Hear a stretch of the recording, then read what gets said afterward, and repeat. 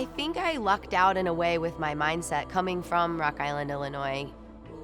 I think I was naive and a little bit deluded, so I move out to LA and I end up getting a record deal. And I think one of the main struggles for me was after my first album had done pretty well, they wanted to put a lot of makeup on me and make me look cool or sexy, or I don't know. And it was so awkward and I looked so uncomfortable, and I'd go wash my face and they'd be like, stop touching your hair. And I'm just this is what my hair looks like. Leave me alone, I don't care about that. In the beginning of 2015, I was in a studio and the producer wasn't feeling it, and no one really liked my songs, and I actually had a panic attack. And I just broke down in tears in front of everybody, and I'm I'm sorry, but I'm done. I'm moving.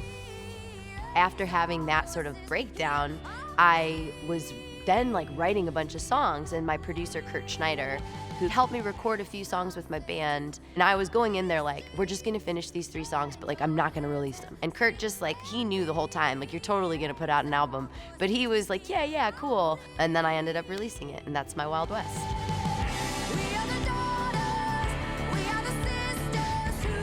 That's when I decided to move back to Iowa and buy a farm. It wasn't until, my late 20s that I started to really see, as I traveled, that I am very Midwestern and I am very close to my family, and I do miss the seasons, and I miss the smells, and I miss the grass, and I miss the people and their openness. I guess this is just where my heart feels at home.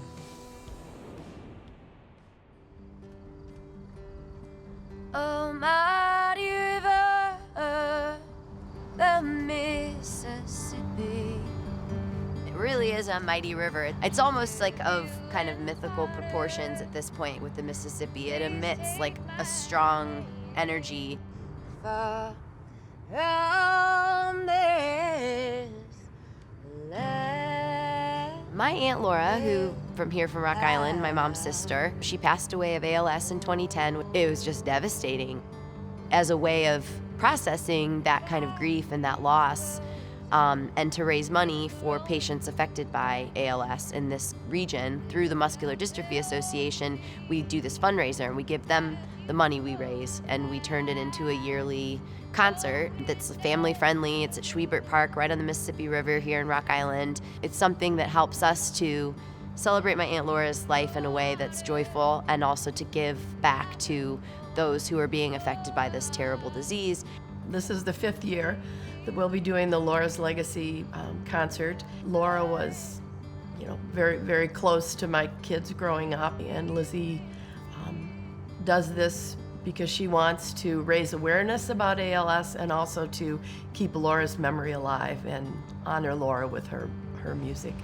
We are at Schwiebert Park on the Mississippi River here. This place has become a special place to me. The annual Laura's Legacy concert will be here in October 15th. It's pretty special. It's always kind of a really emotional, joyful, but bittersweet day.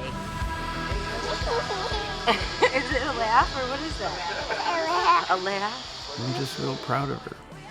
And I'm proud of of her success with all of her singing, but I'm also really proud that she has stayed true to herself. And she, has a farm in Iowa now, and she really values her Midwestern roots, and she wants to make music and sing and tour and travel, but she also wants to stay close to her family and be true to herself and do it her way. I'm proud of the woman she is. I feel like she's so brave. I just want to see her continue to do what she's been doing, and to honor herself and her art, and to keep making music. I had a great upbringing here in Rock Island, and I know, I'm very fortunate to be in the position I am now with my career. And if I'm given a platform to spread the word about something that I think is important or might make someone else's life a little bit better, I'm happy to do it, and I think it's important to do it. State Farm celebrates great artists and the good neighbors back home who helped make them who they are today. Watch more artist stories at neighborhoodsessions.com.